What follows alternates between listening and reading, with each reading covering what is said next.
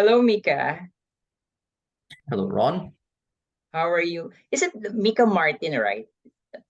Yeah, Mika Martin, you in Soyson, but everybody just calls me Mika Martin. So Oh, but we're like calling you Mika Mart. Mika, yeah. yeah, just call me Mika. You don't have to say like my extended name. It's fine. Yeah. So, Mika, I know when I was still your teacher that time, you want to study abroad. Yeah, I wanted to study in a more Western environment because I was always taught in English. So Mm-hmm. if I were to suddenly change from English to Indonesian, it would be pretty complicated for me. And also, I don't speak Indonesian that well, just all things considered. So it was only rational to go to a place that would speak English. So that was either Europe, the US, or Australia. Australia was closest, so I went to Australia. Is Australia the first choice? Well, the first choice was like one of the really good universities like MIT, Harvard, stuff like that. But I mean, for one, I'm not sure if I can get into those because the selection process is very difficult. And for two, my parents didn't want me to go very far, so I just chose Australia. That was right. And why do you want to go? Like, why do you want to study abroad? Why do I want to study abroad? Because, well, they have much better facilities than in Indonesia, that's for sure. University ranking is also much higher, but of course, there's like politics in that. I'm not going to get into it. And I don't know, I just wanted to just be somewhere different, can kind of have my own life, not really dependable on my parents all the time. So, yeah, that's kind of why I wanted to go abroad. Was that your choice? Like, personal choice studying abroad or your family? It was my personal choice. My mom wanted me to stay in Indonesia. My dad also wanted me to stay in Indonesia, but I'm like, nah, I'd rather not. I just want to go abroad.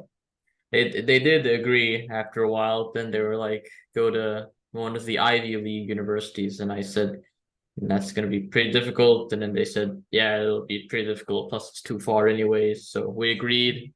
You know what? I'll just go to Australia. That's fine. We all agreed. And then yeah, they sent me to UWA, which is the university I'm at right now. So what were your preparations? Oh, preparations. That's a tough one.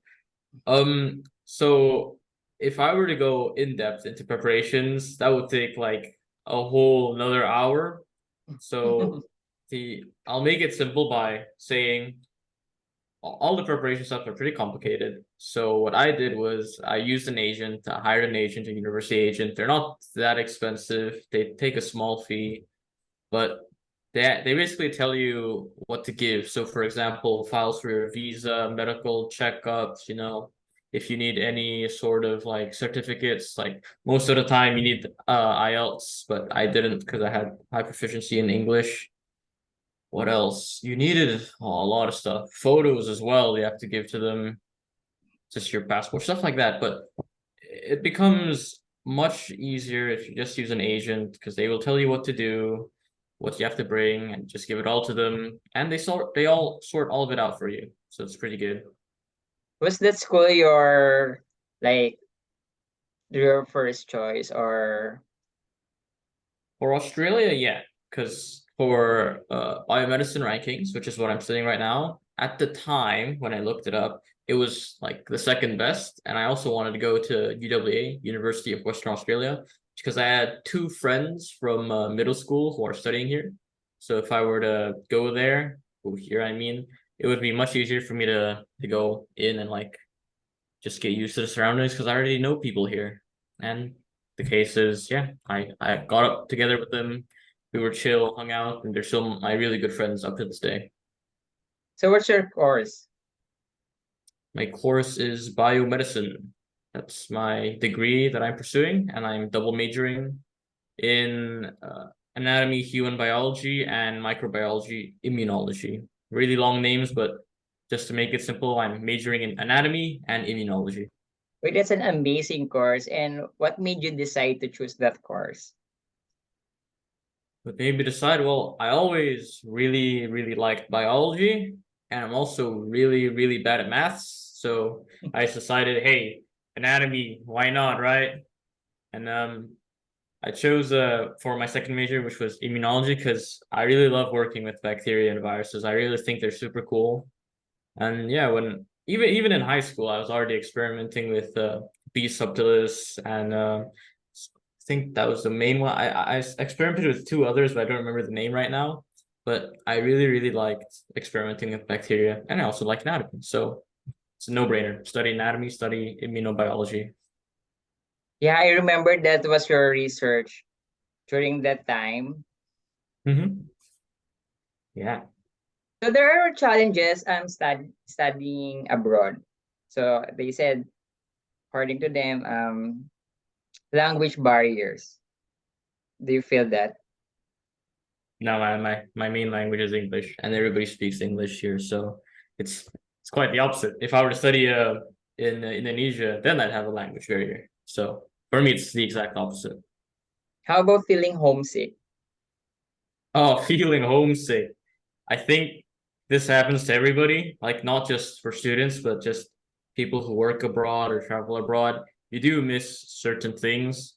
Um, when I get homesick, I usually, for some reason, I don't think about my parents. Going to be completely honest with you, I think about the food because I really love Indonesian food. And whenever somebody says, "Oh, there's a really good Indonesian place here," and I go there, it's just not the same. It doesn't feel like home. It doesn't taste like home. You just can't replicate it. I mean, you can come close if you add more MSG, but that's like it's still not Indonesian food, not the Yeah. authentic thing. I mean, after food, then I think about my parents. It's really selfish to say, but like, yeah, you do after a while. You want to go back home, and like I think it's always before the final exams where I'm like really stressed. I feel the most homesick. I message my parents. I call them. I say I wanna go home. I can't really study here. I need like a new environment, and they're like, you'll come home, relax. You'll do it after the final exam. It's gonna be okay. And then, yeah, I study final exam, I do everything, then I go back home. And when I'm back home, I'm like, I miss my friends in Australia now. So that's, yeah, that's just when you get homesick, just think, once you're done with it, you can go back home, enjoy all the time you want at home, just get the job done, basically. Yeah. But for what was your first impression upon landing in Australia? Oh, first impressions. Oh boy. So when I first landed here, the temperature was really different. That's for sure. I mean, the temperature was just so cold. Like the wind, when I arrived, it was like 1 semester ago, it was basically winter. And yeah, I used like a jacket already because I thought that was sufficient. It was not. I arrived at night. Whenever wind hit me, it was like freezing cold. But also the culture is really different here. When I actually arrived, I have a bit of a funny story. My friend brought me to like a burger place, right? And in Indonesia, we don't really have like crazy homeless people or like druggies at the side of the road, like drug addicts. So to Mhm. my surprise, he brought me to like a really shady part of town for a hamburger. And okay, at first it wasn't a homeless person or druggie. At first there was an anti-masker, and I was wearing a mask. And yeah, anti-maskers, you don't really find them a lot in Indonesia. Everybody's just so used to using masks. But I went there, and then the guy was doing some slurs at me, telling me that I'm a buffoon, I'm an idiot for using a mask. And I was just shocked. I was like, huh? What? To me? Yeah, me? And I'm like, okay, I'll take off my mask because my friend also told me, hey, take off your mask. You don't want to get in a fight like the first few minutes you landed. So I said, yeah, okay. Took off my mask. And that was like my first introduction to the culture, I guess. But after that, like not even 5 minutes after that, we were standing in line waiting to get our burgers, and then like a homeless man, drug addict, I was presuming, tried to get a pickup fight with me. And even then, I was also like super shocked, like what in the world is happening? It's like life changed from easy mode to hard mode here. Why is everybody so hostile? But in reality, it's not that bad. It was just a really bad like day for me, I guess, because after Mhm. that, nothing of the like happened. But that was like a really strange first taste of Australia. But the country, it's actually really nice. There's Yeah. nothing wrong with it. If you go to like those really shady places, then yeah, of course you're gonna meet shady people. I really don't know why my friend decided to bring me to like that shady area, but the rest of the city, it's really nice. Just don't go to like the really shady areas. Imagine you will be in a fight just because of that mask. Yeah, yeah. The guy was like really angry at me, and I was so confused. Like, is me wearing a mask somehow hurting him? I don't know. He started throwing slurs and stuff. So yeah, might as well just put it off. Why not? How But did yeah. you get your yeah? How did you get your accommodation?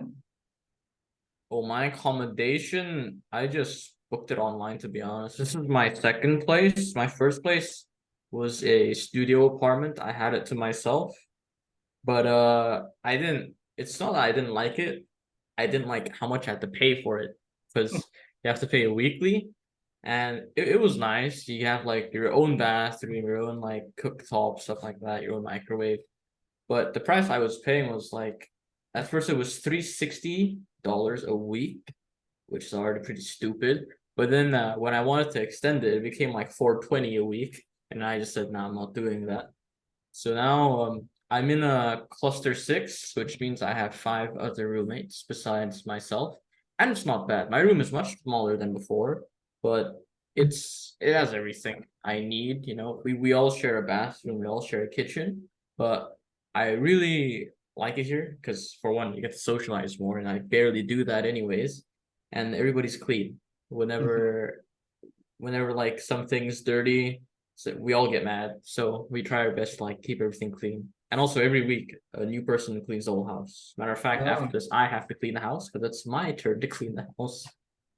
So how Yeah. does it feel like being alone or living independently? Being alone, living independently. Being alone, living independently, I'm gonna say it's two different things. Living independently, it's fine. Like you get used to it after like your first week and a half. That's completely fine. Being alone, that's like I have like I have one semester, which was last semester, where I was completely alone. I barely spoke to anyone, didn't really socialize, didn't go to any events. That was terrible. Never do that. Like always try and socialize. And you know, when you're like living independently, you don't want to be alone. You want to have friends to talk to because over time, when you're like not talking to another human, it really affects your mental health. I had like the two friends that I knew for like way back, but even then I didn't really speak to them. This semester though, like I'm speaking to everybody, and yeah, I'm much happier than I was before. So living independently, it's like completely different from living alone. When you get to uni, you want to make friends. Obviously, don't do what I did one semester that I got here. I just didn't talk to anyone. But yeah, try and find friends. Try and be more communicable. How about the academic expectation? Do Academic your academic expectations. expectations being met? Are mine being met? Yes, of course mine are being met. But the cultural society academic expectations here, it's just well you do what you want really. It's like if you want good grades, study hard. If you don't really care, then don't study hard, I guess. It's chill. It's not like it's super competitive. That's not true actually. So some subjects, some units are super competitive, others are not. Like for my biomed, there are obviously some super competitive people in class. Last semester, I was also super competitive, to going to be honest with you. But some other units are not competitive at all. For example, one of my electives is history. Nobody really cares, to be honest. It's just pass, you know? But like the med students, biomed students, you have some that are really competitive. And like if you want to be competitive, that's fine, but it does take a lot out of you. Uh, Business management people are also known to be quite competitive. Um, Math people are not competitive at all for some reason. Archaeological people are not competitive. Like in terms of the culture surrounding academics, it really depends on what you're studying. But as a whole, I don't think it's like super competitive. Like you have to be the best. It's not like Korean universities, I'd assume. Yeah, academics, it's okay. It's chill here. Yeah, because I know you're competitive too. Yeah. Last semester I really was. Last semester I tried my best. I barely slept, but this semester I'm managing my time a lot better. My grades are like a bit lower, not going to lie, but I think mental health wise, it's better this way. How's your first day in school?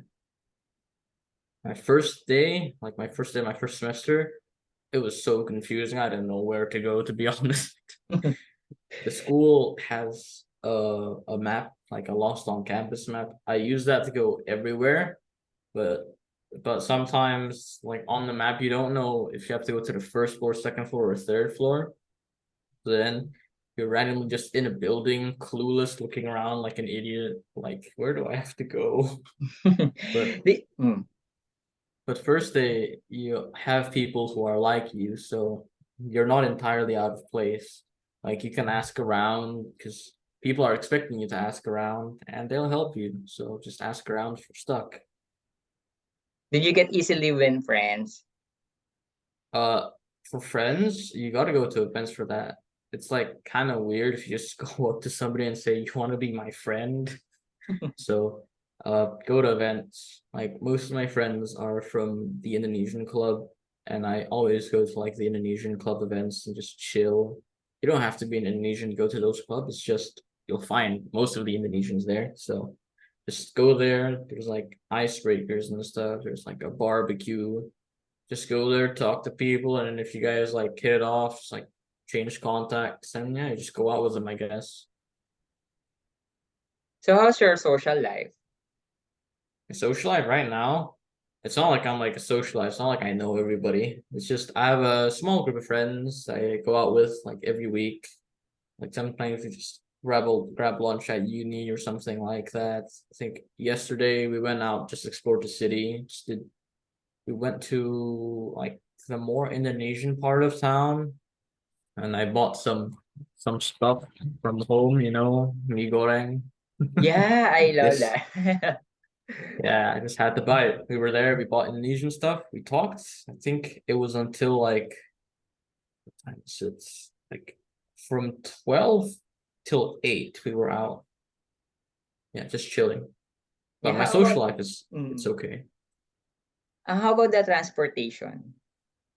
Oh, transportation is great, to be completely honest. Like you don't need a car. A car is convenient, but so far I don't really need a car. I just take trains or buses because they can get you basically anywhere. Like the transportation system here is really amazing. Mm-hmm. So what did you learn about yourself What did I learn about myself? during your Last program, huh? oh, during my program, I don't know. I don't know what I learned about myself. Are you Last still the semester, I same learned. Mika? Are you still the same Mika from Indonesia? Or somehow I being s- westernized? think I was always westernized, but I didn't really speak to that many people in Indonesia because nobody else was really westernized. But I don't know. Last semester, I did learn something about myself, which is I can go on for long periods of time not talking to people, and I'd be like somewhat fine until like the very end when I want to go home. But yeah, it's not like a good thing for me to say because human socialization is humans are social animals, so don't do that. Don't try and find that out by yourself if you can go long periods of time without talking to people. Just talk to people. It's just better for your mental health. But in terms of learning about myself, I don't know. I really don't know. I don't think I really changed that much. It's just nothing really feels like I changed, just a different environment for me. What was the hardest adjustment you had to make Oh, to you? to your stay in Oh, Australia? to my stay. Um, oh, I had to learn how to cook because I didn't cook in Indonesia. So now I cook almost every day. I don't cook anything like too extravagant. It's usually just different types of spaghetti, like carbonara or just yeah normal spaghetti. I usually mix things up a bit with like as you stall like instant noodle. Can't live without that. Make chicken, make some steak sometimes, but I usually try not to make anything like super expensive just because I don't see the reason why. If I can get myself like filled, not hungry anymore, that's good enough. If also try to make things taste good, of course. I don't want to eat like prison food or anything. So yeah, I had to learn how to cook. And learning how to cook, I didn't have anyone to teach me. So mhm. So, Mika, what advice would you like to give to those who want to study abroad? For those who want to study abroad, it's definitely do your research on the university that you want to go to. Obviously, if you don't speak the language, then I mean, don't go, or at least really try and study hard for the language. Because I've had some people at university who came here, but they don't really know English that well. They have a language barrier, and of course that affects their grades. But another thing that you have to know is yeah, know how to budget things. I did the research beforehand. You can easily survive with 2,000 in this country a month. But some people like some people they don't really know how to budget. They also don't know how to cook. If you know how to cook, things automatically become way cheaper for you.